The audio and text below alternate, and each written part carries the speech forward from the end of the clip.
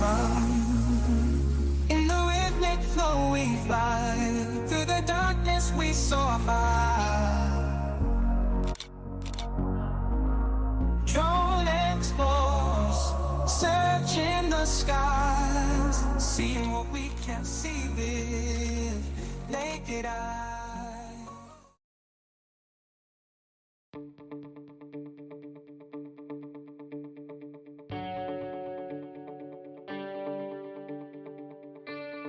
Whitby Abbey stands on the dramatic clifftop above the North Sea in North Yorkshire, and it is one of the most atmospheric and historically important monastic sites in England. The ruined Gothic arches you see today are the remains of a great Benedictine monastery, but the story of the abbey stretches back far earlier than the stone skeleton that now dominates the headland. The first religious house here was founded in the year 657 by King Oswiu of Northumbria. It was originally a double monastery, meaning it housed both monks and nuns under the rule of an abbess. The most famous of these abbesses was Saint Hilda, who became one of the most influential religious figures in early medieval England. Under her leadership, the monastery became a major center of learning, producing scholars, bishops, and poets, including the coward Caedmon, who is often regarded as the earliest named English poet. In 664, Whitby Abbey hosted the Synod of Whitby, one of the pivotal moments in English church history. At this council, King Oswiu decided whether the Northumbrian church should follow the Celtic Christian traditions that had developed in the British Isles or the Roman system used in continental Europe. The decision to adopt Roman practices aligned the English church with Rome and shaped the future of Christianity in England. That early monastery was destroyed by Viking raids in the 9th century, and for nearly 200 years, the site lay abandoned. The abbey we associate with Whitby today was founded after the Norman conquest in the late 11th century. It was refounded as a Benedictine house and gradually rebuilt in stone, becoming one of the wealthiest monasteries in northern England, owning vast lands across Yorkshire. The ruins visible today mostly date from the 13th and 14th centuries, when the abbey church was rebuilt in an imposing Gothic style with huge pointed arches, tall windows, and a long, soaring nave. From the sea, the abbey must have looked like a cathedral, and it acted as both a spiritual beacon and a landmark for sailors navigating the dangerous coast. The abbey's downfall came in the 16th century during the dissolution of the monasteries under Henry VIII. In 1539, the monks were expelled, the treasures seized, and the buildings stripped of lead, timber, and stone.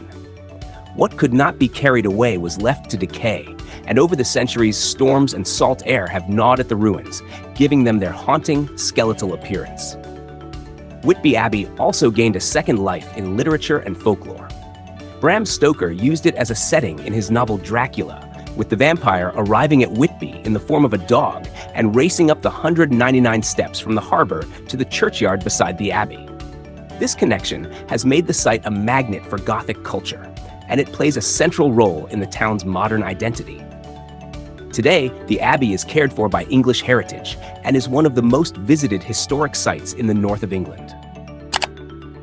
Standing among its towering arches with the wind coming off the North Sea, it is easy to feel how this lonely clifftop has been a place of power, faith, conflict, and imagination for well over 1,000 years.